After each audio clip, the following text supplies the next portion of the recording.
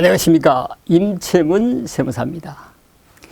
상속세에 대해서 과연 절세 대책이 어떤 것이 있는지, 그 절세 대책을 세우려고 그러면 그러면 상속세는 어떤 흐름에 대해서 과세가 되는지, 어떤 그 기간의 증여재산까지 상속세가 부담이 되는지, 상속세 과세 대상을 알아야 상속세 절세 대책이 나올 거 아닙니까? 우리 이 시간에는 그 부분에 대해서 집중해서 한번 살펴보도록 하겠습니다. 상속세 과세 대상은 상속 개시일, 상속 개시일은 보통 이제 사망일이죠. 사망일. 이 사망일을 기준해서 물론 이때 사망일 현재 가지고 있는 상속 재산은 다 상속세 과세가 되죠. 그리고 두 번째가 이제 이 2년이라는 그 상속일로부터 소급해서 2년, 이 기간이 이제 굉장히 중요한 기간이에요. 왜 중요하냐 그러면 이 기간, 이게 재산 종류별로 피상속인이 살아있으면서 현금이나 예금이라든가, 두 번째 부동산과 부동산 권리, 세 번째 기타 재산, 네 번째 채무 부담액, 이것이 1년 이내에 2억, 2년 이내에 5억, 그렇게 이상 5억 이상 초과가 됐을 때는 2년 이내에 예금 인출액이 5억 이상 초과가 됐을 때는 이걸 사용처를 어디다 썼는지 규명을 상속인이 규명을 해야 되는 거예요. 그래서 상속인이 규명을 못하면 그건 상속 추정액으로 봐가지고 상속세 과세가 되는 거예요. 그러니까 그 2년 이내는 물론 그 전에도 전 기간도 피상속인이 돈을 인출해서 쓴 사실을 상속인이 알면 좋겠지만 2년 이내는 큰 금액이 인출될 때는 반드시 상속인에게 입증 책임을 부여하기 때문에 반드시 상속인이 알아둬야 되는 거예요. 그러면 이 부분이 이제 상속세 조사를 하면서 상속세 과세 당국과 우리 납세 의무자하고 다툼이 굉장히 많은 부분이 이 상속 추정액이 되는 거예요. 이건 왜 그러냐 그러면 최소한 피상속인이 사망하기 2년 이내에 예금을 이렇게 많이 인출을 했다 그러면 그 많이 인출한 금액 2억 이상 인출을 했다 그러면 그 인출된 금액이 사용처가 없을 때는 상속인에게 사전에 사전 상속으로 흘러 들어가지 않았을까 하는 그 추측이 농후하기 때문에 그 입증 책임을 상속인한테 부여를 한 거예요. 그러니까 이 2년 이내 인출 재산이 있는지 여부, 2년 이내에 채무를 그러면 피상속인이 발생을 했는데 그 채무를 어디다 썼는지 그걸 규명을 못하면 그것도 채무지만 상속재산의 상속추정으로 합쳐진다. 그 다음에 5년이 또 중요한데 사망하기 전 5년 이내에 상속인 이의자에게 증여를 할 수 있잖아요. 상속인 이의자라고 그러면 손자라든가 아들, 딸이 있는데 피상속인의 아들, 딸이 있는데 손자나 손녀 상속인이 아니기 때문에 5년 이내에 증여를 했다. 그러면 그 증여재산도 상속재산에 포함되는 거예요. 그리고 상속인 이외자가 손자, 손녀만 있는 게 아니라 이제 영리법인이라든지 아니면 기타 단체라든지 이런 데 증여할 수가 있잖아요. 그런 것도 다 상속 개시일 현재 상속재산에 포함이 된다. 물론 사전 증여재산은 그 5년 이내에 증여했다 그러면 이 증여 시점 가액이 상속세 과세가액에 포함은 되지만 증여세 상당액은 이제 합산해서 빼주겠지요. 그리고 또 10년이 또 중요해요. 10년은 왜 중요하냐고 그러면 이때는 이제 여기는 상속인 이외자라고 그랬잖아요.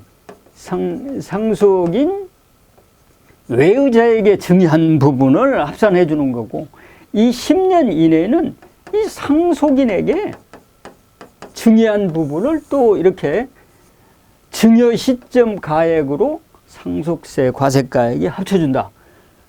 이게 이제 상속세 과세 대상 자산이 되는 거예요. 그 다음에 이제 뭐 창업자금이나 가업승계에 대한 증여세 과세 특례는 10년 이전에 증여한 것도 합쳐지는데 이 부분에 대해서는 뭐 별로 많은 사람들이 이렇게 사전 뭐 가업승계에 대한 증여세 과세 특례라든가 창업자금 증여세 과세 특례 이 부분은 뭐 그렇게 많지 않기 때문에 뭐 구체적인 내용은 생략하기로 하고, 그럼 이렇게 상속세 과세 대상을 잘 알아야 상속세 절세 대책을 세울 수가 있잖아요. 이것도 모르고 무턱대고 상속세 절세 대책을 세운다? 아, 이건 말이 안 맞죠. 왜 그러냐고 하면 일단은 과세 대상인지 뭘 알고 과세 대상을 피해 나가면서 절세 대책이 나오는 거잖아요. 다음 보도록 하겠습니다. 그렇기 때문에 이제 상속세 절세를 하려고 그러면 최소한 부동산 등은 취득 후 2년 이후에 증여해라. 지금 이 부분도 최근에는 이제 꼬마 빌딩 관련해서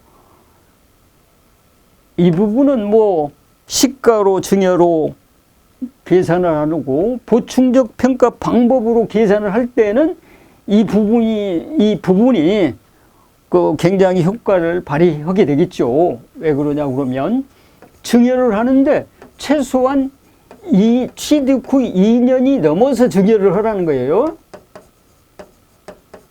왜 그러냐 그러면 2년 이내 증여를 했을 때는 이 취득가액을 가지고 재산평가심의위원회에서 취득 시점과 증여 시점 가격 변동에 특별한 요인이 없다. 그럼 이 취득가액이 증여가액이 돼버린 거예요. 그래서 이렇게 꼬마 빌딩이라든가 규모가 크지 않다. 규모가 뭐 10억 이하다. 그리고 시가가 뭐 아무래도 뭐 20억 이하다. 그리고 기준 시가는 뭐 10억 이하다. 이렇게 된다고 그러면 취득 후 2년 이후에 증여를 하는 것이 기준 시가로 증여를 받을 수 있으니까 좀 낮은 금액으로 증여를 받을 수가 있겠지요. 그런 얘기입니다, 이건. 그리고 아까 말씀드린 대로 그 상속세는 사전 증여한 날로부터 10년 이내에 증여한 가액이 합산된다고 그랬잖아요. 그러니까 10년 주기로 증여를 하는 거, 증여를 해놓고 10년만 지나면 합산과세가 안 되거든요. 합산과세가 되면 증여세 과세 표준은 물론 증여세율이나 상속세 세율은 똑같지만 상속세 과세 표준이 30억 이상이면 50% 세율로 상속세를 납부하게 되잖아요. 그래서 10년 주기로 나누어서 증여를 해서 상속세 과세가액을 낮추는 것이 이게 증여세 절세 방법의 가장 큰 거죠. 그 다음에 평상시 이제 재산을 뭐 보유를 할 때 옛날 어르신들은 주로 뭐 그 주로 재산을 남편 명의로 그렇게 많이 이렇게 가지고 계셨는데 지금이야 다 부부가 균등하게 재산을 가지고 있기 때문에 그 10년 주기로 재산을 균등하게 분배해서 가지고 있는 것이 증여세도 절약되고 나중에 상속이 개시됐을 때 상속세도 절세되는 거예요. 그 다음에 이제 계좌 이체를 할 때는 뭐 우리 계좌를 상속세 신고하면서 10년 이내 계좌를 출력해 가지고 보면 부부간에 그냥 계좌가 왔다 갔다 아 이거 나중에 상속세 조사받을 때 엄청 어려워요. 이렇게 되면 왔다 갔다 다 증여로 볼 수도 있는 그런 사례가 생길 수도 있거든요. 그러니까 계좌 이체를 할 때는 반드시 증여세 신고를 하든지 증여세 신고를 안 하려고 그러면 남편한테서 아내로 자금이 5억이 들어왔다. 그러면 그 증여한 거 아니면 빌린 거 두 개 중에 하나일 거 아니에요. 아니면 공동으로 재산을 취득했거나 그런 게 아니라 그러면 반드시 계좌 이체로 5억이 왔다 그러면 아내가 남편에게 5억을 다시 반환한 걸로, 그러니까 일시적인 자금 대차다, 이런 식으로 맞춰놓은 것이 좋고요. 그 다음에 아까도 말씀을 드렸지만 상속 개시 전 2년 이내에 큰 금액을 인출할 때는 반드시 사용처 증빙을 갖춰 놓는 게 좋고요. 그 다음에 이제 2년이 초과된다 하더라도 고액 인출 재산에 대한 사용처를 반드시 확인을 해야 되고요. 그리고 이제 제가 또 책을, 상속청에서 책을 쓰면서 보니까 거기에 판례가 뭐가 있냐고 그러면, 어떤 사람이 살아생전에 수표를, 고액 몇 억짜리 수표를 출력을 했어요. 출금을 했는데 한 4, 5년이 지났는데도 이게 수표가 돌아오지를 않은 거예요. 근데 과세당국에서 그러니까 상속세 과세를 해버렸어요. 불복을 했죠.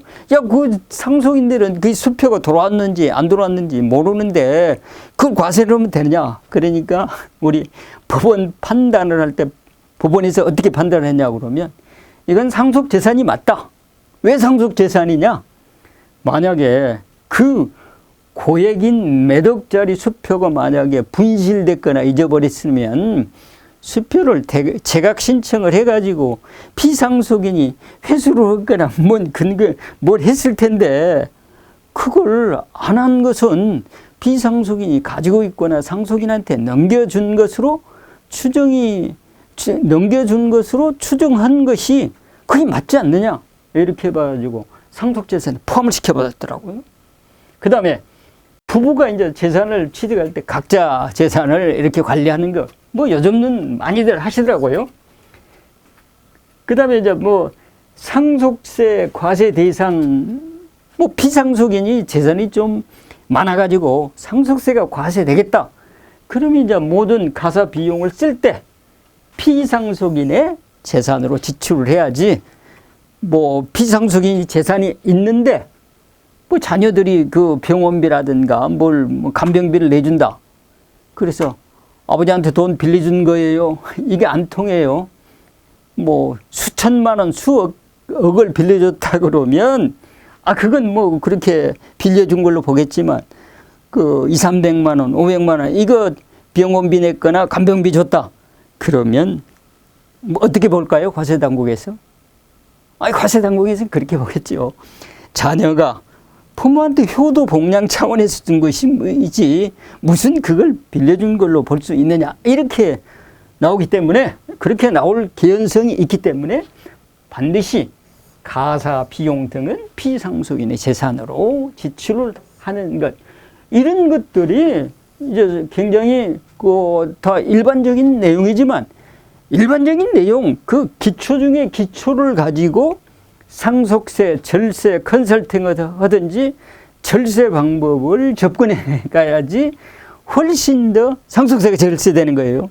변칙으로 한 방에 이렇게 이상한 방법으로 이렇게 절세 혜택이라든가 절세 방법을 연구하다가 이 배보다 배꼽이 더 커지는 상속세 부담하는 사례 여러 번 봤어요. 그러니까 합법적인 선에서 상속세를 전략하는 방법을 찾는 거, 이것이 굉장히 중요하고 이것이 바로 기본 중의 기본 아닌가, 이렇게 생각을 합니다. 고맙습니다.